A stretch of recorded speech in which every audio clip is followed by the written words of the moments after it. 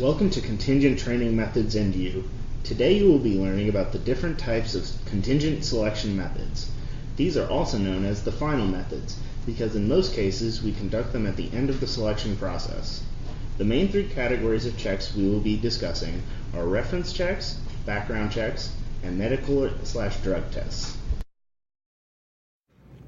We save these checks for the end, once the applicant pool has been reduced, in order to save time and costs. The medical checks are required to be saved for the end due to the Americans with Disabilities Act's mandate that these types of tests only be conducted after the candidate has been given a conditional job offer. Sometimes an organization will conduct reference checks for their final group of candidates. These would be the first of the contingent selection methods due to its lack of costs outside of time. They essentially boil down to honesty tests. Reference checks involve following up on information provided by a candidate as well as contacting former employers to ask for their analysis of performance and character of the applicant. This analysis will give the HR manager a better idea of their prospective performance and whether they will be a good fit in the organization. While reference checks are good for providing an indicator of future performance, they can also be used to ensure that the information provided by the applicant is honest.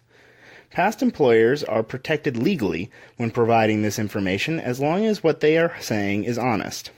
Additionally, for certain jobs, if these reference checks are not carried out during the selection process, it can lead to legal action related to negligence in your hiring process. An example of one of these jobs would be a nurse or another type of caregiver because of the amount of responsibility that is involved. Time for our first learning check. Consider what you have just learned about reference checks. What would you say is the most important thing that a reference check tests for?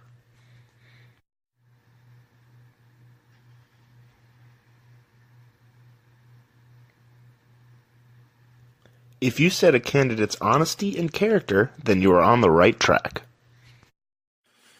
The different forms of background checks that will be discussed include credit checks, criminal background checks, checks performed by private investigations, and online searches.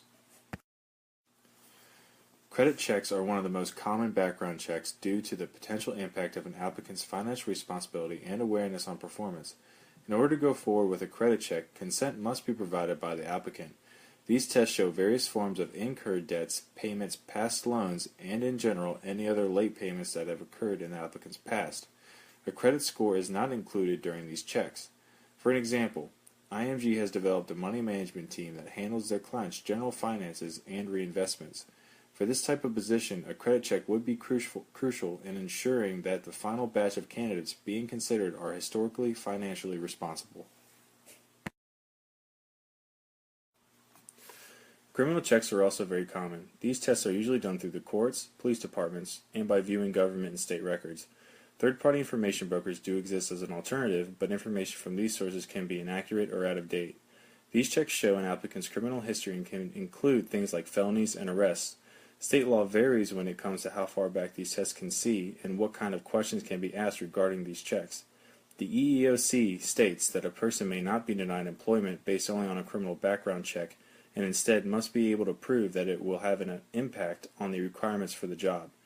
These checks are required for most government employees and for workers that are required to work with children, the elderly, or the disabled. A less common practice that goes beyond the traditional criminal background check is a private investigation. This rare practice is usually primarily for positions with high security clearance such as the FBI or the CIA. These checks involve the in-depth interviews with essentially everyone an individual has or currently is working with or interacts with. In the U.S., 70% of employers use social media as part of the screening process, according to a recent survey of more than 2,300 hiring managers and HR professionals by CareerBuilder.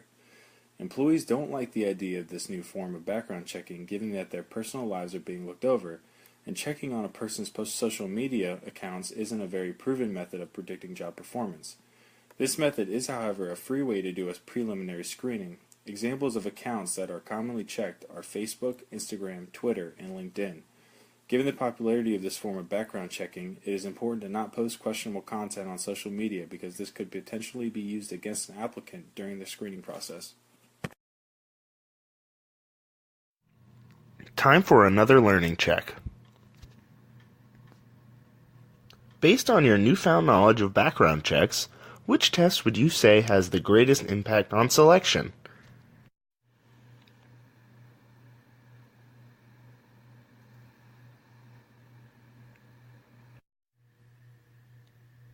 If you said the criminal background check or the credit check, you would not be wrong for most positions.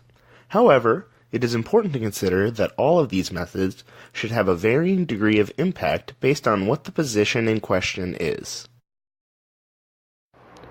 Drug testing is used in a variety of industries and jobs. For example, people who drive and operate heavy machinery will be required to do a drug test because they must be of sound mind and body while doing those tasks, or they are a danger to themselves and others.